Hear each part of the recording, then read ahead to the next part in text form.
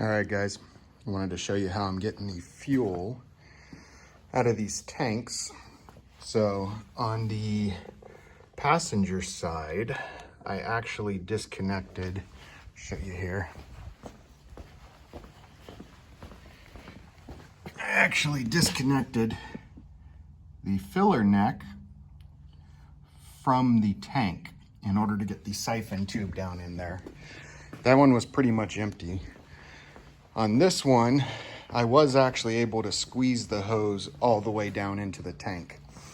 And using one of these boat fuel pumps, I am now siphoning the fuel out. You can get these at any auto parts store or marine supply store.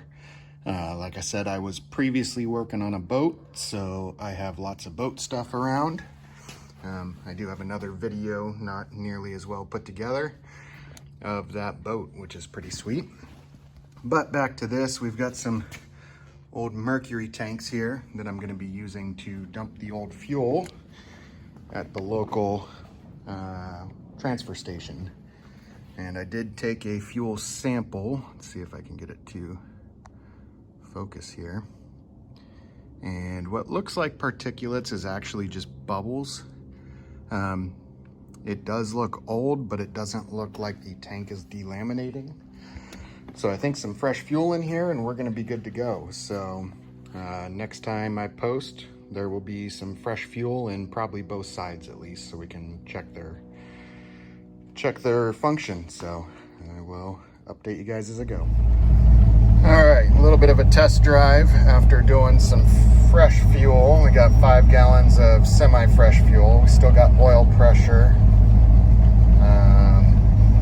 Coolant temp is coming up. We got good voltage. Brakes are a little touchy. I still haven't rebuilt them, of course, and they're gonna get rebuilt.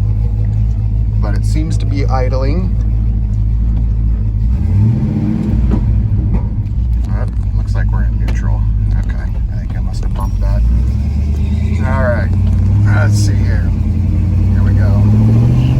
Well, she's not getting anywhere fast. She does make all kinds of beautiful noises. Man, it's just a gorgeous day out here. Sorry for the wind noise. Got the windows down.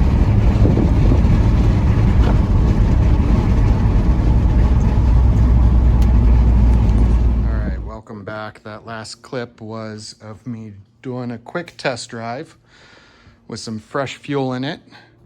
I haven't done much filming of some of the repair work because there's tons of helpful videos already out there on how-tos.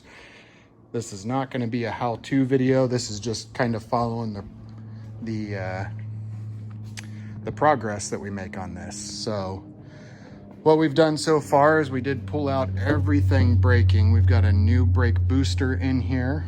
We've got a new master cylinder that we're currently bleeding on the bench.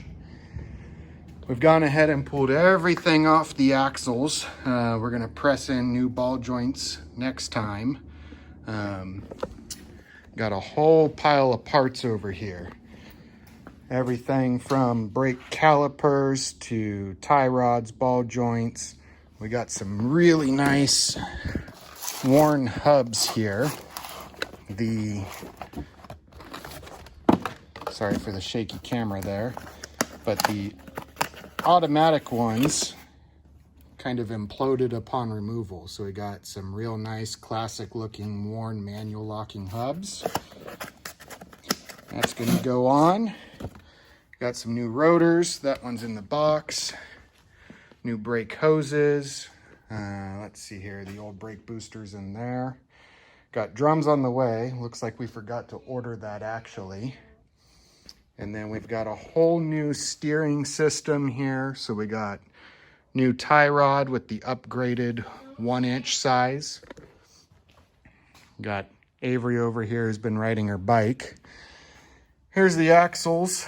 We pulled that out. I think we're going to leave the U-joints. They seem to be working pretty fine. So we're gonna leave them for now. And other than that, this is kind of where she's sitting right now. So both sides are off.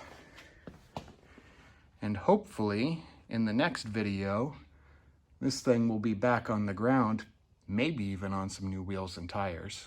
We will see. So make sure you keep checking in, and we'll follow this as it moves along. And there we go. All right, everyone.